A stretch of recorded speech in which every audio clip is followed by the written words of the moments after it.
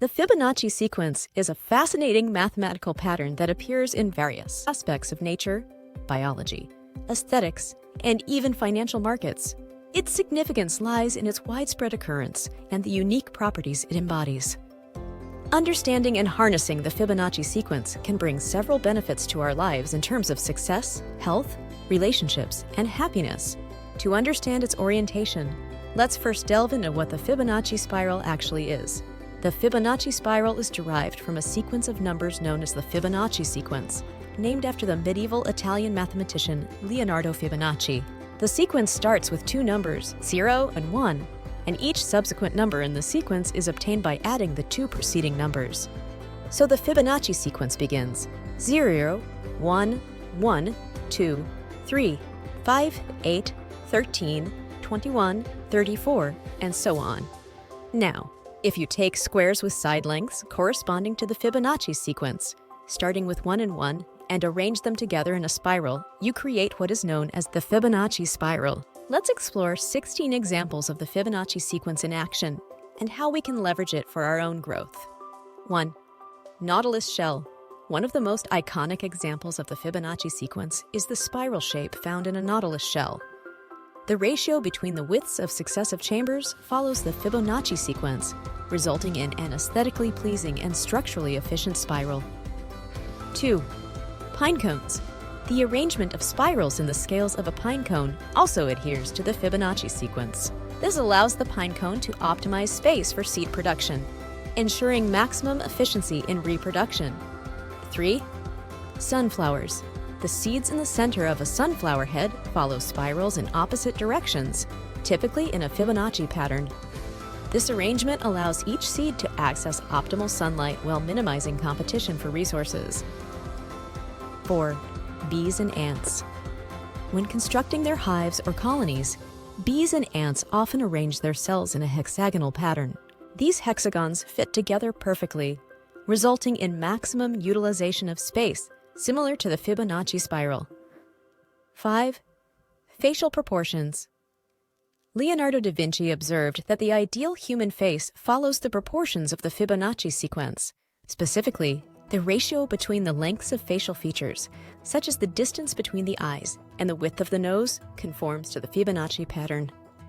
6. Music. Many composers have utilized the Fibonacci sequence in their compositions. For instance, Beethoven's Symphony No. 5 incorporates the Fibonacci ratios in the timing and structure of thematic elements, resulting in a harmoniously balanced piece. 7. Financial markets. The Fibonacci sequence has found applications in financial markets, particularly stock trading. Traders use Fibonacci retracements and extensions to identify potential price levels and predict market trends based on the ratio derived from the sequence. 8. Architecture. Architects often incorporate the Fibonacci sequence into the design and proportions of buildings and structures. This inclusion aims to create visually appealing spaces that embody harmony and balance, promoting a sense of well-being for occupants. 9. Photography and art. Many photographers and artists use the Fibonacci spiral as a compositional new rule. Placing subjects of interest along these spirals can create visually compelling and aesthetically pleasing images. 10. Personal growth. The Fibonacci sequence can also inspire personal growth and self-improvement. Applying the notion of the sequence to our lives, we can break down larger goals into smaller, manageable steps, allowing us to progress with balance and efficiency. By understanding and leveraging the Fibonacci sequence, we can enhance various aspects of our lives. In terms of success, we can apply its principles to set achievable and organized goals, paving the way for sustained progress and accomplishment. 11. In terms of health, we can strive for a balanced approach to nutrition, exercise, and self-care, recognizing the importance of both discipline and rest. 12. In relationships, we can appreciate the beauty of connection and strive for harmonious interactions by recognizing the reciprocal nature of give and take. By embracing the Fibonacci sequence, we can cultivate healthier and more fulfilling relationships. 13. In terms of happiness, understanding the cyclical and interconnected nature of life can help us find contentment in both the ups and downs. We can accept that setbacks are temporary and part of a larger pattern, allowing us to maintain a positive outlook and persevere through challenges. 14. Mood. Research suggests that exposure to images that align with a Fibonacci sequence or golden ratio can have a positive impact on our mood and overall well-being.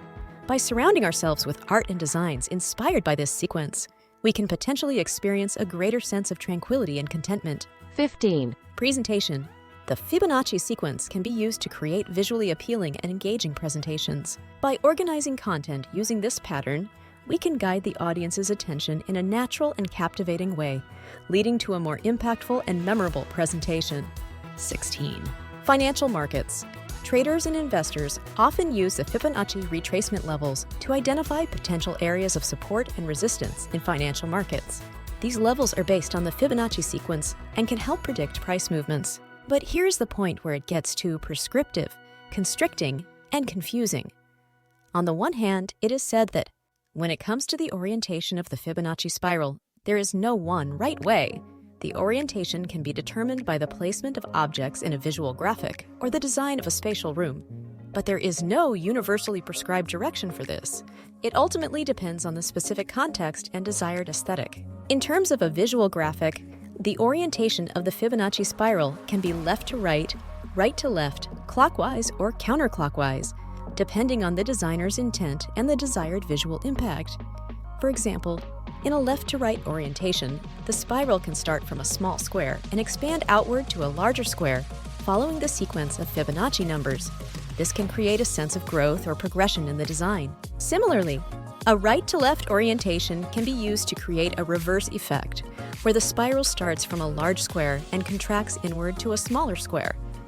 This can evoke a sense of diminishing or decreasing elements in the design. Clockwise and counterclockwise orientations can also be used to create specific visual effects and convey different meanings depending on the intended message and composition.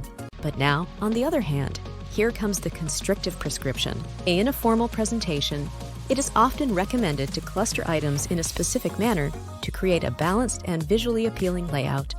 This approach involves placing heavier or more important elements on the left side of the slide, leaving space on the right side. Similarly, the bottom right area of the slide is given more weight, while the top left area is left more open. Clustering items in this way helps to guide the audience's attention and create a sense of organization on the slide. By placing the most significant elements on the left, the presenter can ensure that they are seen and processed by the audience first. They say, this allows for a smooth flow of information and helps to highlight the key points being presented. By leaving space on the right side of the slide becomes more visually balanced and easier for the audience to digest. This empty space provides a breathing room, preventing the slide from feeling cluttered or overwhelming. It also allows the audience's eyes to rest and focus on the important content on the left side. The bottom right area of the slide is often used for supporting details or secondary elements. By placing these items in this area, they still receive attention, but are not as visually dominant as the information on the left side.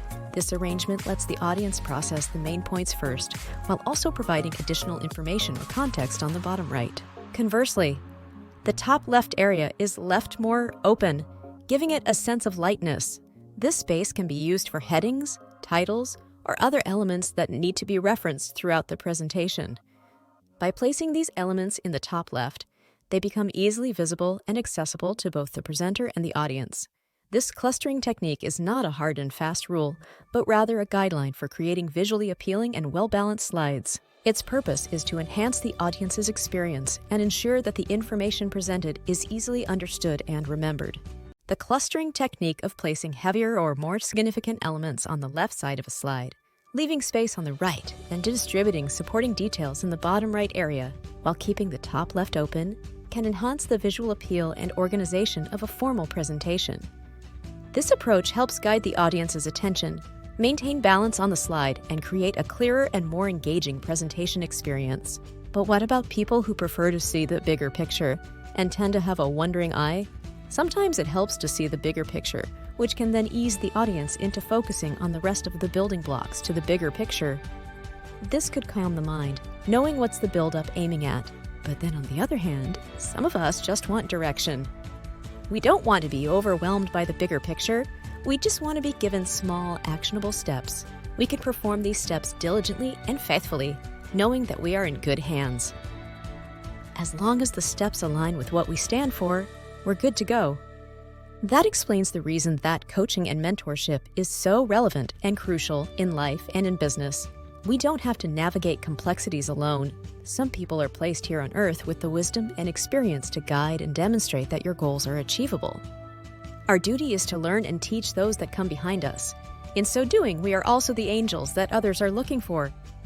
Ultimately, guiding templates such as mathematical principles, the Fibonacci, and others are just that, guiding templates. While these concepts can offer valuable insights and inspiration in various aspects of life, it's important to realize that you are really not expected to rigidly adhere to them or let them dictate your choices and actions.